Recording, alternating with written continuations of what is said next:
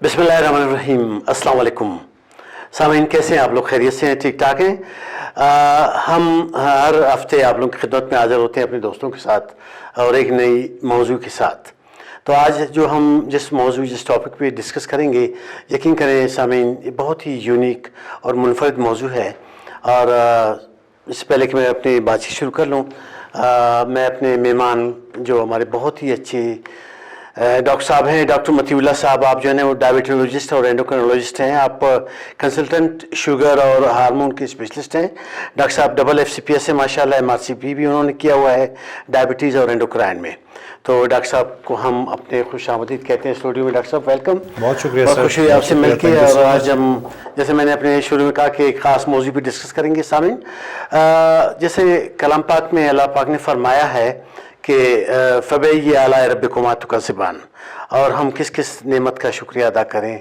और इसी हवाले से हम अपनी नेमतों को अगर देखेंगे तो औलाद, जी औलाद एक बहुत बड़ी नेमत है। ये उन जोड़ों से इंसान पूछे जो इसकी नेमत से महरूम होते हैं। तो बांझपन औलाद से मिलता जुलता एक मौजू, और बांझपन या जिसे हम अपने उर्फ़ आम में कहते हैं बे औलादी, इस मौजू पे हमने डॉक्टर साहब को स्टूडियोज़ में ज़हमत दी है। तो इस मौजू को हम लेके आप लोगों से शेयर करेंगे। डॉक्टर साहब, जैसे मैंने अर्ज़ किया कि बे औलादी एक बहुत बड़ा अलमिया है आजकल, और ख़ासकर यंग जनरेशन में। सामीन, लोग कहते हैं कि बस शादी के फ़ौरन बाद औलाद नहीं। हमारे यहाँ कुछ पैरामीटर्स हैं मेडिकल के, उसमें भी कि भाई कम से कम 1 साल का अरसा हो जाए, उसके बाद अगर किसी कपल को, किसी जोड़े को औलाद के आने में ज़रा देर हो जाए तो तब वो कहीं जाके रुजू कर सकता है, परेशान हो सकता है। तो मैं डॉक्टर साहब आपसे पहला मेरा ये सवाल होगा कि ये होता क्या है? जी बहुत शुक्रिया आप मुझे मदहू करने का। इस चैनल के थ्रू मैं आवाम की पूरी कोशिश करूँगा कि आगाही कर सकूँ बेऔलादी, बांझपन, जिसको हम इंग्लिश में सब फर्टिलिटी कहते हैं। अब देखिए, ये बहुत बड़ा अलमिया जैसे आपने पॉइंट आउट किया था। एक तो ये कॉमन बहुत है, तकरीबन पाकिस्तान में 15 से 20% जो कपल्स है उनको जो है वो बेऔलादी का मसला है। अब ये एक बहुत बड़ा नंबर हो जाता है जब आप पूरी पॉपुलेशन की बात करते हो। और इसमें डेफिनेशन इसका ये होता है कि 1 साल शादी के बाद, यानी कि 12 महीने, और वो पूरी कोशिश कर रहे हो प्रेगनेंसी की, फिर भी ना हो रहा हो, तो उसको हम फिर सब फर्टिलिटी कहते हैं। पुराने नॉर्मल क्लेचर में हम कहते थे कि इनफर्टिलिटी, अब वो भी हमने चेंज किया है कि सब फर्टिलिटी है। सब फर्टिलिटी इसलिए कहते हैं क्योंकि ये एब्सोल्यूट नहीं है कि उनका, जब इनफर्टाइल का मतलब तो ये होता है कि एब्सोल्यूटली उनका बच्चा नहीं हो सकता। सब फर्टाइल वर्ड ही ये है कि उनमें कुछ मॉडिफिकेशंस करके, कुछ ट्रीटमेंट करके हर कपल का इलाज मुमकिन है। रिवर्सिबल है, ये रिवर्सिबल होने की वजह से जो है इनफर्टिलिटी का वर्ड अब सब फर्टिलिटी हो गया। और ये ऑब्वियसली आम फहम में इसको बांझपन और बेऔलादी कहते हैं। और ये 12 महीने का जो आपने टाइम बताया बिल्कुल सही है, क्योंकि जो नेचुरल जो कपल्स अगर नेचुरली कंसीव करने की कोशिश करें तो 1 साल के अंदर 70% कपल्स को औलाद हो जाता है। और उसमें भी 1 और साल अगर वो लगाए तो 10% और लोग हो जाते हैं। तो 80% इसका मतलब है कि वो नॉर्मली कंसीव कर सकते हैं। 15 से 20% ऐसे होते हैं जिनमें कोई ना कोई वजह होती है और उनको जो है वो ट्रीट करेंगे। डॉक्टर साहब, अब ये फरमाइए कि जैसे आपने वजूहात की बात की, तो क्या हम इन वजूहात को मेल और फीमेल में अलग अलग ले लें, या ज़्यादातर, चूँकि सामने हमारे माशरे में अलमिया ये है कि सारा बर्डन जो है ना ख़वातीन पे गिरा देते कि बांझपन, बेऔलाद, अब हस्बैंड को इस चीज़ से दूर किया जाता है। डॉक्टर साहब, क्या इसमें मेल और फीमेल अलग अलग वजूहात हैं या एक वजह है? अलमिया ये है, हमारे यहाँ ये समझा जाता है कि ये जो बच्चे की पैदाइश का प्रोसेस है, ये पूरा का पूरा फीमेल या खातून इसके लिए ज़िम्मेदार है, बीवी ज़िम्मेदार है जी। ये टोटली गलत है। ये प्रोसेस म्यूचुअल है, बायलैटरल है, दोनों का है। और इसमें जो वजूहात है वो जब आप देखते हो तो तकरीबन 30 से 35% जो है वो मेल की वजह से है, बाकी खवातीन, और बाकी जो 30-35% है वो खवातीन की वजह से। 20% में जो है वो दोनों फीमेल शामिल, और तकरीबन 15% में वजह नहीं पता चल रही, अनएक्सप्लेन्ड इसको हम कहते हैं। सो ये बड़ा ज़रूरी है कि इक्वली ज़रूरी है, दोनों मेल और फीमेल फैक्टर्स इक्वली ज़रूरी है। दोनों का जो है वो ये जिम्मेदारी है, ओनस दोनों के ऊपर है। सिर्फ और सिर्फ फीमेल को इसका जिम्मेदार ठहराना गलत है। उसकी एक वजह ये होती है कि अक्सर औकात میلز اپنے آپ کو بالکل کمفرٹیبل سمجھتے ہیں, وہ نارمل سمجھتے ہیں, جو بھی ان کا جو پروسیس ہے اس میں وہ اپنے آپ کو بالکل ٹھیک سمجھتے ہیں. تو وہ کہتے ہیں کہ نہیں, میں تو بالکل ٹھیک ہوں, یہ فیمیل میں ہی مسئلہ ہوگا. البتہ جب ریسرچ دیکھا گیا ہے, جو اسٹیٹسٹکس دیکھے گئے, تو اس میں جو ہے وہ دونوں ایکولی رسپانسبل ہے. اور ہم کلینک میں جو ہے جب کوئی فیمیل آ جائے اس مسئلے کے ساتھ یا میل الگ سے آ جائے, تو ہم ایک کا جو ہے وہ ورک اپ نہیں کرتے, دونوں کو جو ہے وہ مل کے ورک اپ ہم کرتے ہیں. ڈاکٹر صاحب میں آپ کی قطع کلامی کی معذرت چاہوں گا. سامعین, اس موقع پہ جیسے ڈاکٹر صاحب نے ذکر فرمایا کہ دونوں کو, میل اور فیمیل کو ایکولی ہم نے لینا ہے انویسٹیگیشن کے حوالے سے, تو بالکل اس طرح کا ڈاکٹر صاحب ایک ٹرو اسٹوری میں شیئر کروں سامعین کے ساتھ کہ میں کلینک میں ایک میل, اس کے ساتھ 2 وائفز, اور جو سیکنڈ وائف تھی اس کی والدہ آ گئی, اور کہ آتے ہی والدہ نے رونا شروع کر دیا. مجھے کہتے ڈاکٹر صاحب میری بچی کی زندگی کا مسئلہ ہے, میں پریشان, کوئی کینسر ہے, کوئی اور مسئلہ ہے. کہ کیا ہوا اماں؟ تو بریف یہ مجھے دیا گیا کہ ڈاکٹر صاحب میرے بچی کی جو نا وہ ہسبینڈ ہے, اس نے 2 شادیاں تو کی ہوئی ہیں, اب تیسرے کی طرف جا رہے ہیں. میں نے کہا ریزن؟ بولا بے اولادی. ٹھیک ہے, تو میں وہی جو انٹرنیشنل پروٹوکول ہے کہ بھائی ہم دونوں کو ایکول وہ کریں گے. تو ان کے انویسٹیگیشن چیک اپ وغیرہ, بہت خواتین جو تھے دونوں بڑے نارمل تھے الحمدللہ, ان کا الٹرا ساؤنڈ کوئی ایسی ایشو نہیں تھا کہ ان میں کوئی بانجپن کا ایشو ہو. تو میں نے فوراً میل کو ان کا آپ نے 1-2 انویسٹیگیشن کر کے دکھا دے, بالکل سیم آپ کی جو باتوں کی طرح کہ اس نے اپنے آپ کو بڑا کر کے, نہیں ڈاکٹر صاحب میں بالکل ٹھیک ہوں, میں فٹ فاٹ ہوں. میں نے کہا بات ایسی نہیں, اس میں خدا نخواست آپ کی عزت کم نہیں ہوگی, آپ ایک انویسٹیگیشن کر کے دیکھیں گے.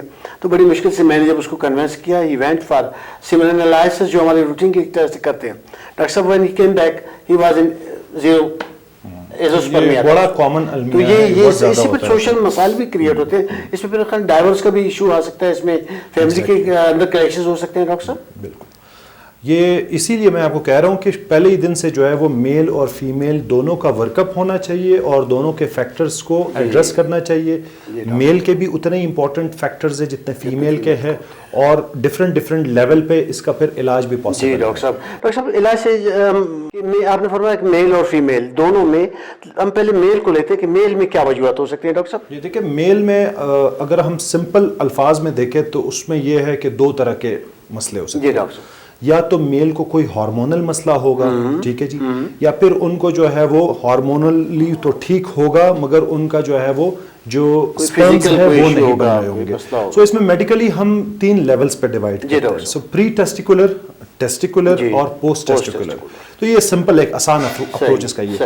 پری ٹیسٹیکولر جتنے بھی وجوہات ہیں وہ ہارمونل ہوتے ہیں, وہ پیچوٹری گلینڈ جو ہمارا دماغ میں بناتا ہے ہارمونز, وہاں سے اگر ہم شروع کریں تو اس کے ہارمونز میں جو ہے وہ بہت سارے آپ کو پتہ ہے, FSH شامل ہے, LH شامل ہے, اور اس وقت پرولیکٹن بہت امپورٹنٹ اس میں ہارمونز ہے. اس کے ساتھ ساتھ پھر تھائرائڈ بڑا امپورٹنٹ ہے, سسٹمک ہیلتھ بڑا امپورٹنٹ ہے, ان کا ڈائبٹیز تو نہیں ہے یا کوئی ڈپریشن وغیرہ تو نہیں ہے. سو یہ سب پری ٹیسٹیکولر ہے. پھر اس کے بعد ٹیسٹیکولر ہے کہ ٹیسٹیکل کا کوئی انفیکشن تو نہیں ہوا, کوئی جینیٹک مسئلہ تو نہیں ہوا, کلائن فلٹر جس کو ہم کہتے ہیں, اور اس کے ساتھ ساتھ کوئی اس میں جو ہے وہ ٹراما تو نہیں ہوا. اور پھر کچھ پوسٹ ٹیسٹیکولر ہے جس میں ویریکوسیل اور بہت سارے obstructive ایزوسپرمیا جس کو ہم کہتے ہیں. تو یہ سب چیزوں کو ڈفرینشیٹ کرنے کے لیے جو پہلا ٹیسٹ ہم کراتے ہیں آسان لفظوں میں عام عوام کے لیے, وہ ہے سیمن انالیسس. وہ آپ نے سیمن انالیسس کروایا, وہ سستا ٹیسٹ ہے, آسان ٹیسٹ ہے, کوئی بڑی آسانی سے آپ اس میں پھر آپ ڈفرینٹ پیرامیٹرز دیکھتے ہو. ظاہر ہے اس کی ڈیٹیلز میں تو جانا بڑا مشکل ہو جائے گا. تو اس میں کاؤنٹس دیکھتے ہیں, اس میں یہ دیکھتے ہیں مورفالوجی کیسی ہے, اس میں ایب نارمل کتنے ہیں کتنے نہیں ہے, اس میں موٹیلٹی اس کی کیسی ہے. وہ سارے چیزوں کو دیکھ کر پھر ہم نیکسٹ سٹیپ میں پھر ہارمونز دیکھتے ہیں, تھائرائڈ, شوگر, اور پھر پرولیکٹن, اور پھر اس کے ساتھ ساتھ الٹرا ساؤنڈ بھی کروا لیتے. تو یہ سارے جو ہے وہ میل کے ڈفرینٹ وجوہات پتہ چل جاتے ہیں. فیمیل اگین جو ہے وہ اسی 3 طریقوں سے آپ یا 4 طریقوں سے ڈیوائڈ کر سکتے ہو. دیکھیں فیمیل سے ہم سب سے پہلے ہسٹری پوچھتے ہیں کہ ان کو کوئی ماہواری کا مسئلہ تو نہیں ہے, کوئی اور ایشو ہے سچ تو نہیں ہے, اور پوری وہ ڈیٹیلڈ ہسٹری لے کر نیکسٹ ہم پھر ورک اپ پہ جاتے ہیں. ورک اپ میں اگین پیچوٹری گلینڈ سے شروع کر کے, تھائرائڈ سے شروع کر کے, پیچوٹری میں پرولیکٹن سب سے امپورٹنٹ ہارمون ہے, پھر تھائرائڈ میں TSH کرواتے ہیں, اور ماہواری کے دوسرے تیسرے دن جو ہے وہ FSH, LH اور کچھ میں AMH کا لیول ہم کرواتے ہیں. تو اس کا مطلب یہ کہ کچھ ہارمونز کے ٹیسٹ ہے وہ کروا کر, اور پھر اس کے ساتھ ساتھ جو ہے وہ الٹرا ساؤنڈ جس میں جو بچہ دانی ہے, اور اس کے ساتھ ساتھ جو انڈا دانی ہے جس کو ہم اووریز کہتے ہیں, اور ٹیوبز کہ کوئی ٹیوب میں مسئلہ تو نہیں ہے. اینڈ دین ایک ٹیسٹ اور آتا ہے کہ ٹیوب کی جو ہے وہ بلاکیج یا کسی میں کوئی پرانی کوئی سرجری وغیرہ اگر ہو گئی ہو, انفیکشن ہو گیا ہو, تو اس کو ہم HSG کہتے ہیں. وہ تو بیسک بات یہی ہوئی کہ ہم نے وجہ پتہ لگانا ہے کہ کیا ان کو تھائرائیڈ کی وجہ سے, پرولیکٹن کی وجہ سے, کسی ہارمونز کی وجہ سے ہے, یا ان کو کوئی پولیسسٹک اووریز کی وجہ سے ہے, یا کوئی ان کو انڈومیٹریوسس یا پولپ جس کو ہم کہتے ہیں انڈومیٹریل پولپ کی وجہ سے, فائبرائڈ کی وجہ سے ہے, یا پھر کوئی ہو سکتا ہے سروائیکل ایشو ہو, یا کوئی ہو سکتا ہے کہ انفیکشن ہو. یہ ملٹیپل وجوہات جس میں الٹرا ساؤنڈ اور کچھ ایک رنگین ایکس رے جس کو کہتے ہیں HSG اور کچھ ہارمونل ٹیسٹ, ان سے پتہ چل جاتا ہے کہ ان میں وجہ کیا ہے. کچھ وجوہات ہوتے ہیں جو تو بڑا آسان ہے, کلیئر کٹ, اگر وہ تھائرائیڈ کا ہو یا پرولیکٹن کا ہو, اسپیسیفک وجوہات ہیں ان کو ٹھیک کرو, تو وہ جو سیکنڈری اس کے مسئلے مسائل ہیں جس میں خود. ڈاکٹر صاحب پرولیکٹن پہ یاد ہے, پرولیکٹن کا کیا اس میں رول ہے بانجپن میں خواتین کے حوالے سے؟ پرولیکٹن ایک بہت امپورٹنٹ ہارمون ہے, اور یہ پرولیکٹن جو ہے وہ رطوبت ہارمون اس کو کہتے ہیں کہ وہ پیچوٹری گلینڈ سے پروڈیوس ہوتا ہے. تو اس کا ریز ہونے کے ملٹیپل وجوہات ہیں جس میں کچھ دوائیاں بھی شامل ہے, کچھ بیماریاں بھی شامل ہے, اور کبھی کبھی پیچوٹری گلینڈ میں ایک ایڈینوما ہو جاتا ہے جس کو ہم رسولی یا دانہ یا ٹیومر کہتے ہیں. اب جب پرولیکٹینوما جس کو ہم کہتے ہیں, یہ وہ دانہ ہے جو پیچوٹری گلینڈ سے یہ بنتا ہے. تو اگر وہ پیچوٹری ایڈینوما بھی ہو, دانہ بھی ہو, بغیر سرجری کے دوا سے یہ پرولیکٹن ٹریٹ ہو سکتا ہے. اس کا ڈائریکٹ تعلق ہے ماوری کے ساتھ اور اس کے ساتھ ساتھ فرٹیلیٹی کے ساتھ, چاہے وہ مرد میں ہو چاہے عورت میں ہو, دونوں میں پرولیکٹن کا ریز ہونا, ایک حد سے زیادہ ریز ہونا, اور اگر اس کا وجہ جو ہے وہ پتہ چل جائے کہ یہ اس کی وجہ سے ہے, یہ پرولیکٹن وجہ کو ٹریٹ کر کے ہم آپ بالکل وہ مریض بالکل ٹھیک ہو جاتا ہے, ان کے جو ہے وہ سارے پرابلمز ریزالو ہو جاتے ہیں. تو پرولیکٹن ایک بہت امپورٹنٹ ہارمون ہے. اسی طریقے سے تھائرائڈ بھی بڑا امپورٹنٹ ہارمون ہے, جس میں ہائپوتھائرائڈزم, جس کا مطلب یہ کہ تھائرائڈ یہاں پر ہمارے گلینڈ ہے وہ کام صحیح نہیں کر رہا ہے, یا پھر ہائپر تھائرائڈزم بہت زیادہ اوور ایکٹیو ہے, اوور ایکٹیو بھی ٹھیک نہیں ہے, انڈر ایکٹیو بھی. ان دونوں کا فیمیلز میں دیکھتے ہیں تو پھر ماوری کے اوپر اثر ہے, نیچرلی وہ پھر پریگننسی کے اوپر بھی اثر کرتا ہے. میلز میں جو ہے سپرم کاؤنٹ کے اوپر اس کے اثرات ہیں. دونوں کا ٹریٹمنٹ بڑا آسان ہے, بہت اسٹریٹ فارورڈ ہے.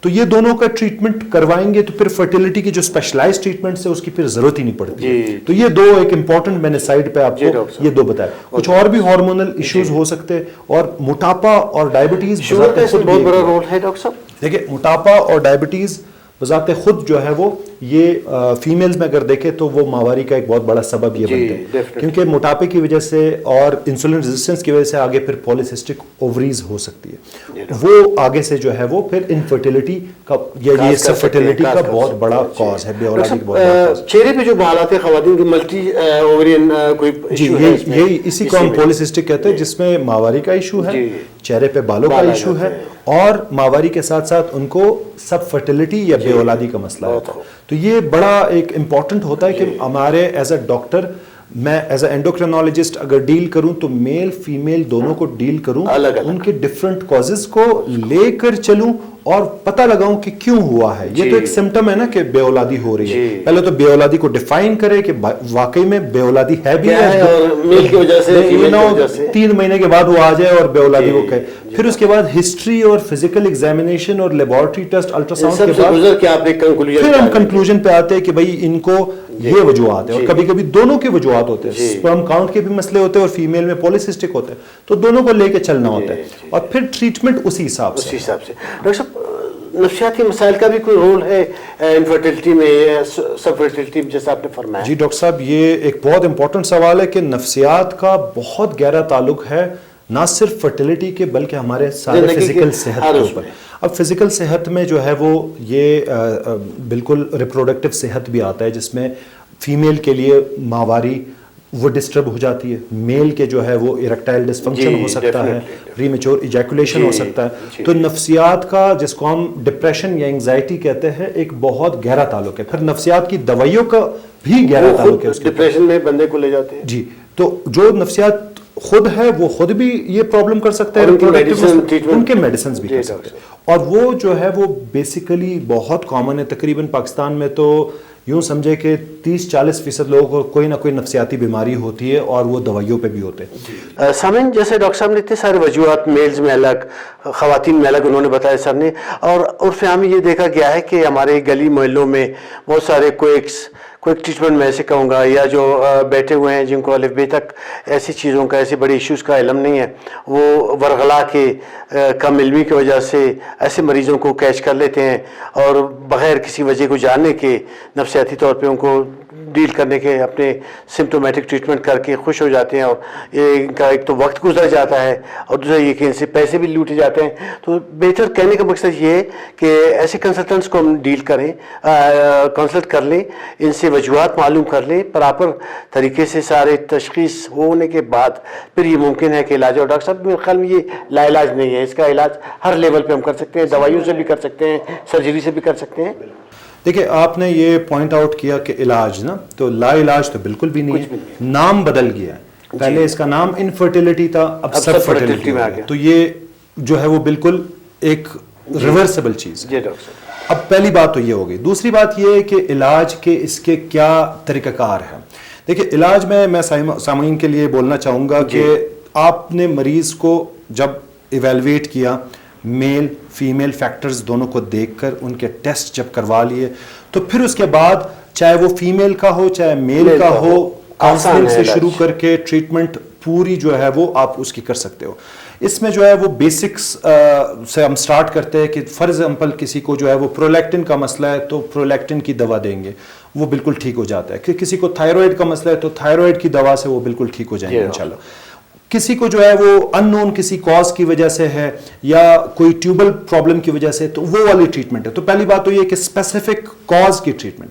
پھر جنرلائز میں جو ہے وہ شروع میں دوائیاں ہوتی ہے، لیٹروزول، کلومیڈ اور اس طرح کی دوائیاں جو جن کا وزن زیادہ ہے ان کا ویٹ ریڈکشن، جن کو شوگر ہے ان کو شوگر کا علاج، یہ ساری چیزیں کر کے نیکسٹ سٹیپ میں پھر ہم جاتے ہیں جس میں کچھ انجیکٹیبل ہارمونز ہم دیتے ہیں. جیسے پچوٹری گلینڈ سے ایف ایس ایچ آ رہا ہے، ایل ایچ آ رہا ہے، وہ ہم نے دینا ہے.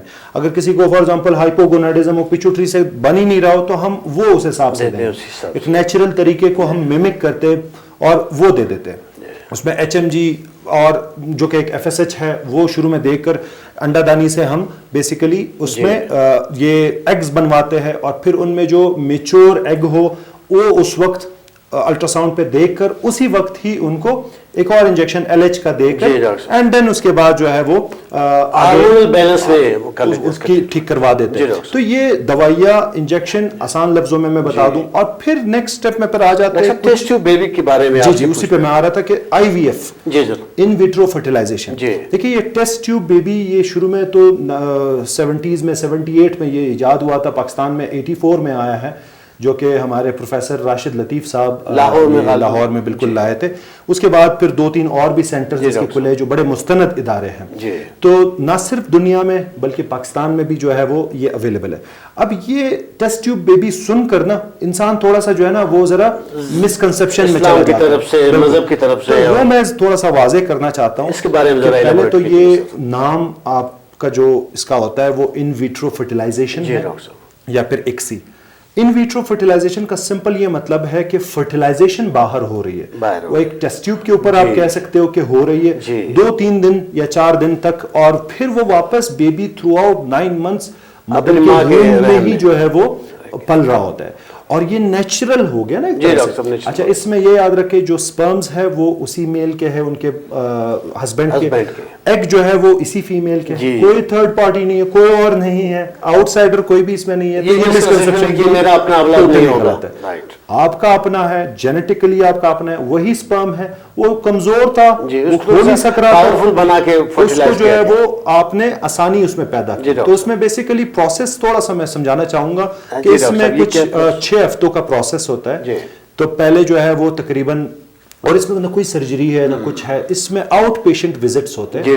4 سے 5 آؤٹ پیشنٹ وزٹس ہوتے ہیں. یہ سامعین کو سمجھ آنا چاہیے کہ 4 سے 5 آؤٹ پیشنٹ کے وزٹس میں شروع میں کچھ انجیکشنز دیتے ہیں. وہ انجیکشنز آپ گھر میں خود لگا رہے ہوتے ہو، اور وہ انجیکشنز لگا کر آپ کو وزٹس میں صرف الٹرا ساؤنڈ پہ وہ مانیٹر کرنا ہے کہ وہ ڈاکٹر صاحب وہ کرتے رہیں گے کہ انہوں نے یہ دیکھنا ہے کہ اس میں انڈا دانی میں کوئی ایک انڈا میچور ہو گیا یا 2 انڈے میچور ہو گئے، اور پھر وہ ایک اور انجیکشن دے کر ظاہر ہے وہ اس پروسیس کو جو ہے وہ ذرا آگے بڑھاتے ہیں اینڈ ایگ کو پھر ریٹریو کرتے ہیں. مطلب ایگ جو ہے وہ نکالنا ہوتا ہے، وہ بھی کوئی پروسیس سرجری نہیں ہے، وہ بھی ایک سمپل طریقے سے الٹرا ساؤنڈ گائیڈڈ ہو سکتا ہے. اور وہ کر کے انہی کے میل پارٹنر جو ہسبینڈ ہے, اور یہ ایک پورے پروسیس میں یہ جن جن جگہوں میں ہوتا ہے پراپر جو ہے وہ آپ کی چاند بین کرتے ہیں, پراپر آپ سارے انویسٹیگیٹ, ایسے نہیں کہ آپ یہ بھی نہیں کہہ سکتے کہ یہ میرے جو ہے ہسبینڈ, وہ بھی آپ پروف کرتے ہو نکاح نامہ اور یہ ساری چیزیں. تو انہوں نے جو ہے وہ پھر اس کے بعد اسی سپرم لے کر آؤٹ سائڈ ایک لیبورٹری میں فرٹیلائزیشن کرنی ہوتی ہے. وہ جو ہی ایمبریو بنے وہ ایمبریو 3 سے 5 دن کے بعد جو ہے وہ امپلانٹ کرتے ہیں اسی فیمیل میں. تو یہ فیمیل ہی بعد میں انہی کو یہ پورا بچہ پروسیس کرتے ہوئے 9 مہینے لگیں گے, اور تقریباً 2-3 ہفتے بعد ایک پریگننسی ٹیسٹ بھی ان کا پازیٹیو آ جاتا ہے. تو ٹوٹلی یہ نیچرل ہے. یہ کانسیپٹ اگر ہمیں ہو جائے, دیکھیں اس میں سب سے پہلے تو اسلامی ممالک میں ہو رہا ہے, وہاں پر جو ہے وہ فتویٰ انٹرنیشنل فتوے ہیں کہ یہ بالکل ٹھیک ہے اگر اس پروسیس سے ہو جائے, اور ہوتا ہے اسی پروسیس سے ہے, اس کے بغیر ہوتا ہے, تھرڈ پارٹی نہیں ہونی چاہیے بس. اور پاکستان آئیڈیالوجیکل کونسل نے بھی اس چیز کی اجازت دی ہے. یہ سب ادارے جو میں کوٹ کرنا نہیں چاہتا ہوں, مگر اسلام آباد, لاہور, کراچی میں بڑے بڑے ادارے ہیں, یہ سب ان سب رولز اور ریگولیشنز کو فالو کرتے ہوئے یہ کر رہے ہیں. اور تقریباً اس کے جو پریگننسی ریٹس ہیں وہ تقریباً 40-50% ہے. مطلب کہ 2 کپلز آ جائے اور ان 2 میں سے کوئی ایک تو کامیاب ہوگا, دوسرا ناکام, اور دوسرا اٹمپٹ کرے تو اس کو بھی جو ہے اتنا ہی چانس ہے کامیاب ہونے کا. تو یہ ان میں ہے جو لاسٹ ریزورٹ ہو, جس کے سارے پروسیس سے ہم ہو کر پھر بھی کوئی کہے کہ آپ کو بے اولادی ہے اور ہو ہی نہیں پا رہا ہے, still there is a chance, پھر بھی ایک چانس ہے, وہ چانس لینا چاہیے. اسی لیے اس کا نام انفرٹیلٹی سے سب فرٹیلٹی ہو گیا. تو یہ ایک ناامیدی تو ویسے بھی اس کیس میں جو ہے وہ یہ اور بھی زیادہ ہوا ہے. ڈاکٹر صاحب ہمارے بلوچستان میں اس طرح کوئی سینٹرز ڈیولپ ہوئے؟ انڈر دا ڈیولپمنٹ ضرور ہے, اور ظاہر ہے اس میں آئی یو آئی ہو سکتا ہے. آئی یو آئی ایک اور پروسیس ہے جس میں انٹرا یوٹرائن انسیمینیشن ہے, وہ تھوڑا سا ذرا آسان پروسیس ہے, اس وجہ سے وہ ہو سکتا ہے. اس میں اصل میں لیبورٹری بہت اسپیشلائزڈ قسم کی چاہیے ہوتی ہے, جو آئی وی ایف اکسی ہے. ان کی کولیبریشن ضرور ہے کراچی اور اسلام آباد وغیرہ کے ساتھ. تو پروسیس یہ ہے کہ وہ کم از کم آپ اینڈوکرینالوجسٹ ہو, گائنیکالوجسٹ ہو, فرٹیلٹی اسپیشلسٹ ہو, یہ پورا آپس میں اگر کرے. کچھ لوگوں کا ہو سکتا ہے وہ انیشل میں کسی اور وجہ سے مسئلہ ہو, سب کا یہاں تک نہیں پہنچتا آئی وی ایف کا. یہ کچھ مریضوں کے لیے اس کی ضرورت پڑتی ہے, اسپیسیفک کوئی مریض ہو اس میں. تو یہ انفرٹیلٹی یا جو میں ایک خلاصتاً بتانا چاہتا ہوں, جو بے اولادی ہے اس کے ملٹیپل وجوہات میں بہت ساروں کا علاج گولیوں سے, اور پھر اس کے بعد کچھ کا ہے جو کہ ہم گولی انجیکشنز دونوں دیتے ہیں, اور کچھ ہے جو کہ پھر رہ جاتے ہیں جس میں آئی وی ایف کرانا ہوتا ہے. کہنے کا مطلب یہ ہے کہ تقریباً سب کے لیے علاج ممکن ہے, مگر ایک پروسیس سے گزرنا ہے, ایک ٹیسٹ کرانے, یہ ساری چیزیں ممکن ہو سکتی ہیں. بہت خوب ڈاکٹر صاحب, بڑی خوبصورت باتیں آپ نے کی, اور سامعین امید ہے کہ ڈاکٹر صاحب کی باتوں سے آپ سب فیضیاب ہوں گے. ڈاکٹر صاحب آخر میں ایک میسیج ایک آپ کیا کہیں گے بے اولاد جوڑوں کے لیے؟ ان کو جلدی نہیں کرنی چاہیے, ان کو ویٹ کرنا چاہیے, انتظار کرنا چاہیے, اور ایسے پروسیس سے گزرنے کے لیے؟ جی بالکل, میں یہ کہنا چاہوں گا سب سے پہلے تو یہ کہ جو بھی کپلز 1 سال تک جن کو بے اولادی کا سامنا ہو, پہلے تو وہ یہ دیکھے کہ ان کو کوئی سائیکولوجیکل مسئلہ ہو, ڈپریشن ہو, اس کو فیس کرے. پھر اس کے بعد انٹر پرسنل ریلیشن شپ ان کا اچھا ہو, اور پھر 1 سال کے بعد ان کو تھوڑا سا جو ہے فکر مند ہونا چاہیے. تو اپنے ٹیسٹ کرانے چاہیے, میل کو بھی اور فیمیل کو بھی. میل کے جو ہے سیمن انالیسز ہے, کچھ ہارمونل ٹیسٹ ہے, اور کچھ بیسک ٹیسٹ ہے, شوگر وغیرہ, تھائرائڈ وغیرہ, وہ کروانے چاہیے. فیمیل کے جو ہے وہ بھی وہی تھائرائڈ, شوگر, اور اس کے ساتھ ساتھ پرولیکٹن, اور کچھ ماہواری کے 2-3 دن پہ ٹیسٹ ہوتے ہیں. اور یہ بھی دیکھنا ہوگا کہ دونوں کی وجوہات تو نہیں ہیں. تو اگر میل میں کچھ پرابلم ہے تو صرف میل میں ہو سکتا ہے, نہ ہو فیمیل میں بھی مسئلہ ہو. اور یہ اونس اپنے اوپر اس طرح نہ لے نیگیٹیولی کہ نہیں بس یہ تو ٹیبو بن گیا. ہمارے یہاں ٹیبو نہیں بنانا چاہیے. تو اس میں جو ہے وہ ذرا آگے بڑھ کے اس کا علاج کے بارے میں سوچنا چاہیے, کیونکہ ایک امتحان میں اللہ نے ہمیں بسایا ہوگا نا. تو اس امتحان کا جو ہے پازیٹیولی اس کے جو ہے ڈائگنوسس کروا کر, تشخیص کروا کر بر وقت علاج ہونا چاہیے. اور وہ علاج ہو کر وہ ڈفرینٹ سٹیپس پہ ہو سکتا ہے. تو وہ اپنے حساب سے اس کا, خدا نہ کرے کچھ مریضوں کا جو ایزوسپرمیا ہو فار ایگزامپل بالکل کاؤنٹ 0 ہو, اور ان کا جو ہے اکسی یا آئی وی ایف فیل بھی ہو جائے, یہ ہو سکتے ہیں کچھ کیسز میں. فار ایگزامپل یہی میں بتانا چاہ رہا ہوں, اگر بالکل ایزوسپرمیا ہو اور ان کا اکسی بھی فیل ہو جائے, نہیں ہو رہا ہو 2-3 اٹیمپٹس میں, تو پھر ہو سکتا ہے اللہ نے اسی میں بہتری کی ہو. تو اس میں پھر مایوسی پھر بھی نہیں کرنا چاہیے ہمیں. اول تو یہ بہت آسان ہے کہنا، کرنا بڑا مشکل ہے، مگر یہ بھی ایک سٹیج آ جاتا ہے کہ آپ کا نہیں ہو پا رہا ہے، ایک چیز نہیں ہو رہی ہے، تو وہ آپ نے ایکسیپٹ کرنا ہوتا ہے، اس کو ایکسیپٹ کرنا ہوتا ہے. تو باقی جو ویسٹ میں ہے اس کے لیے ایڈاپشن اور ان آپشنز پہ یہاں پر ابھی تک تو اس طرح کا کوئی آپشن ہم نہیں کرتے ہوتے ہیں. تو میرا تو یہی پیغام ہے کہ بروقت جو ہے وہ ڈائگنوسس، تشخیص اور علاج، اور یہ علاج بالکل ممکن ہے. بہت شکریہ ڈاکٹر صاحب. سامعین، بروقت ٹی وی کے بروقت اسٹوڈیو سے ہمارے ڈاکٹر صاحب نے بروقت علاج کے بارے میں بہت خوبصورت باتیں کی. امید ہے کہ آپ ہم سب ان سے مستفید ہوں گے اور یہ میسج چلتا جائے گا. اور سامعین، اس وقت ہم آپ سے اجازت چاہتے ہیں وقت کمی کے باعث. انشاءاللہ اگلی ملاقات میں کسی اور دوست کے ساتھ کسی نئے موضوع کے ساتھ ہم آئیں گے. تب تک کے لیے ڈاکٹر اعظم بنگلزئی اپنی ٹیم کے ساتھ آپ سب سے اجازت چاہتا ہے. ڈاکٹر صاحب، آپ کی آمد کا بہت بہت شکریہ. تھینک یو سو مچ. السلام علیکم.